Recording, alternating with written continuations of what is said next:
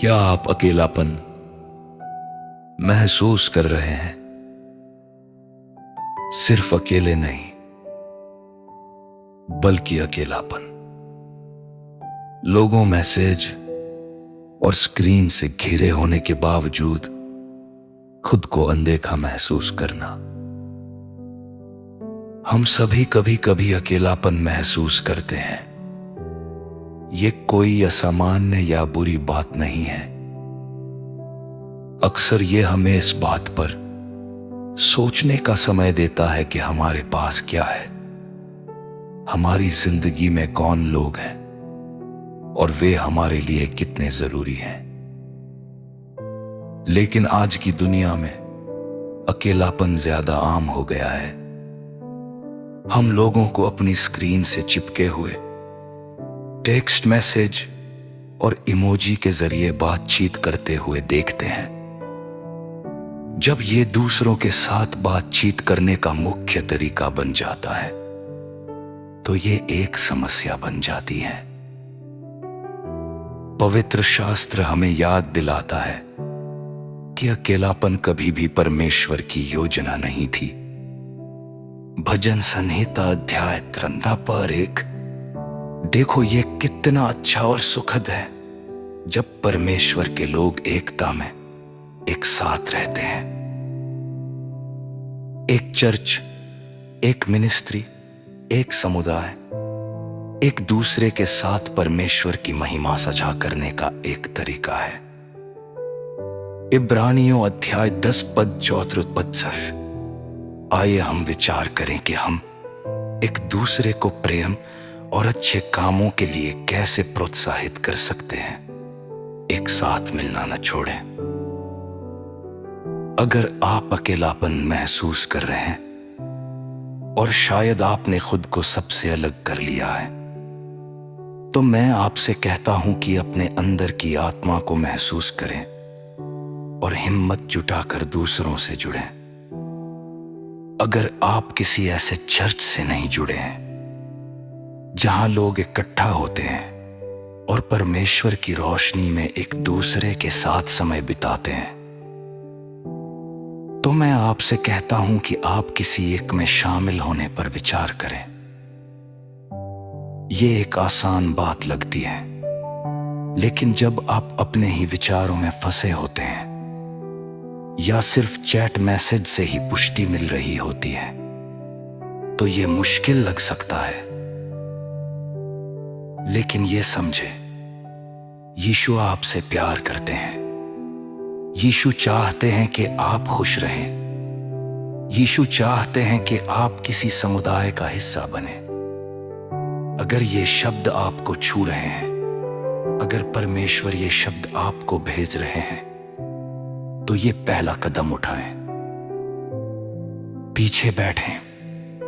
कोई आप पर दबाव नहीं डालेगा। बस मौजूद रहे और समुदाय की गर्मजोशी को महसूस करें। शायद आप किसी चर्च से जुड़े हैं, शायद आप अपने समुदाय में सक्रिय हैं, तो मेरे पास आपके लिए एक अलग संदेश है। अपने आसपास देखें, उस व्यक्ति को देखें जो खोया हुआ है और उसका स्वागत करें। गलातियों अध्याय 6 पद 2, एक दूसरे का बोझ उठाओ और इस तरह तुम मसीह की व्यवस्था को पूरा करोगे। उन पर खुद को थोपे नहीं, लेकिन एक मुस्कान, एक प्यार भरा शब्द, एक कोमल इशारा, ये वे साधन हैं जो हमारे प्रभु और उद्धारकर्ता यीशु मसीह ने हमें दिए हैं। अजनबी को अपनापन महसूस कराएं और जल्द ही वे अजनबी नहीं रहेंगे। इफिसियों अध्याय 4 पद 2 और 3, पूरी तरह विनम्र और कोमल बने।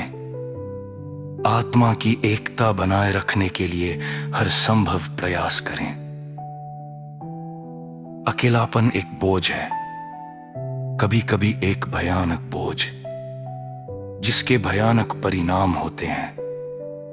लेकिन अच्छी खबर है, आप अकेले नहीं हैं। व्यवस्था इवरण अध्याय 3 पद से मजबूत और साहसी बनो, क्योंकि तुम्हारा प्रभु परमेश्वर तुम्हारे साथ जाता है। वो तुम्हें कभी नहीं छोड़ेगा और ना ही तुम्हें त्यागेगा। मैं आपको ये बताना चाहता हूं, यदि आप अकेलेपन से पीड़ित हैं तो अपने साथी ईसाइयों से संपर्क करें। वे खुले हाथों से आपका स्वागत करेंगे। वे आपकी सबसे नजदीकी चर्च जितनी ही पास हैं। बाकी लोगों के लिए अपने आसपास के लोगों के प्रति जागरूक रहें। हो सकता है कि वह व्यक्ति सेवा के तुरंत बाद चला जाता हो सकता है कि कोई हफ्ते दर हफ्ते अकेला बैठा हो। एक साधारण इशारा, ये स्वीकार करना कि वे मौजूद हैं, शायद उन्हीं आगे आने के लिए बस कितना ही काफी हो। किसी पुरानी दोस्त से संपर्क करे, माता पिता से मिलने जा, किसी पुणे के साथ बैठकर उनकी बात सुने। इन कामों से आती ईशो के साथ अपने रिश्ते को मजबूत करेंगे। आइए प्रार्थना करें।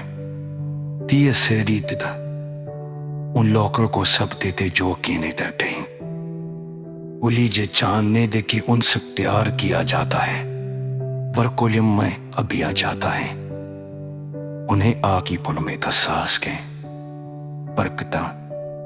मैं आपसे प्रार्थना करता हूं कि आप हमारे देव को उनके लिए खोलें, कि आप हमें उन लोगों का पेख ले दे जो चुपचाप दुख सहते हैं, और आप हमें बल के मुक्त करने की छपाटन पितर पुत्र और पवित्र आत्मा के नाम पर आमीन।